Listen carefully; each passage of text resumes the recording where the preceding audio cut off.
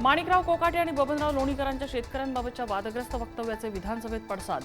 नाना पटोले आणि रोहित पवार आक्रमक। मोदी शेतकऱ्यांचा बाप नाही, भाजपचा बाप, पटोलेंची टीका।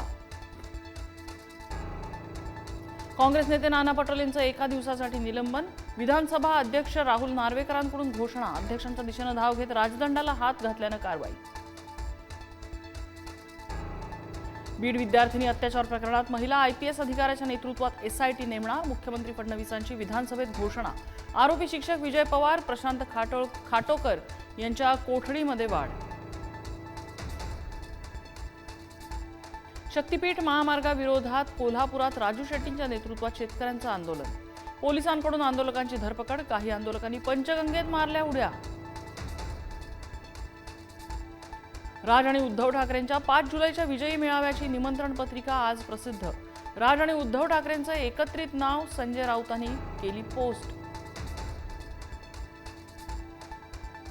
काँग्रेसला मनसेची भूमिका समजली आहे का? संदीप देशपांडेंचा काँग्रेसला प्रश्न। प्रत्येक राज्यात तिथल्या भाषेला प्राधान्य दिलं पाहिजे, हीच आमची भूमिका, देशपांडेंचं स्पष्टीकरण।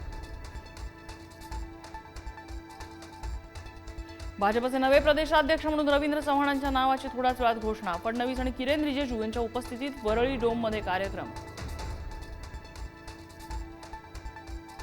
लाडक्या बहिणींचे जून महिन्याचे पैसे आज जमा होणार। उपमुख्यमंत्री अजित पवारांची माहिती। राज्यातील हॉटेल आणि बार व्यावसायिक आंदोलनाच्या पवित्र्यात। आधीच शुल्क वाढवलं असताना आता मद्य दरवाढीला विरोध। दरवाढ रद्द न केल्यास आंदोलनाचा इशारा। कोल्हापुरात शिक्षकाकडूनच विद्यार्थिनीचा विनयभंग। गावकऱ्यांकडून शिक्षकाला चोप।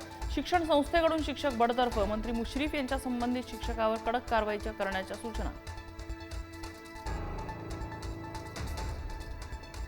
केलखाडी इथल्या विद्यार्थ्यांच्या झाडाच्या फांदीवर प्रवास करण्याच्या बातमीनंतर प्रशासनाला जाग। नंदुरबारमध्ये 60 पूल तयार करण्यात येणार, जिल्हाधिकाऱ्यांची माहिती। औरंगजेब प्रकरणी दाखल असलेला गुन्हा रद्द करण्यासाठी अबू आझमींची हायकोर्टात याचिका। मुंबई पोलिसांना उत्तर देण्याचे कोर्टाचे निर्देश। नांदेडमध्ये एसटी आणि जीपची आमने सामने धडक। किनवट तालुक्यातल्या अंबाडी घाटात भीषण अपघातात। जीप चालकाचा जागीच मृत्यू, 10 जण जखमी।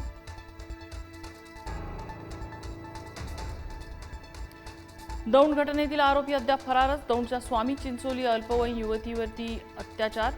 पोलिसांकडून आरोपींचा शोध सुरू। उत्तर भारताला तुफान पावसानं झोडपलं। हिमाचल प्रदेशातल्या अनेक नद्यांना पूर।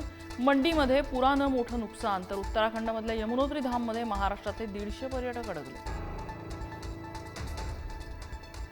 हिमाचल प्रदेशच्या मंडीमध्ये ढगफुटी, एकाचा मृत्यू, 7 जण बेपत्ता। बचावकार्य सुरू। 24 तासात 216 मिलीमीटर पावसाची नोंद।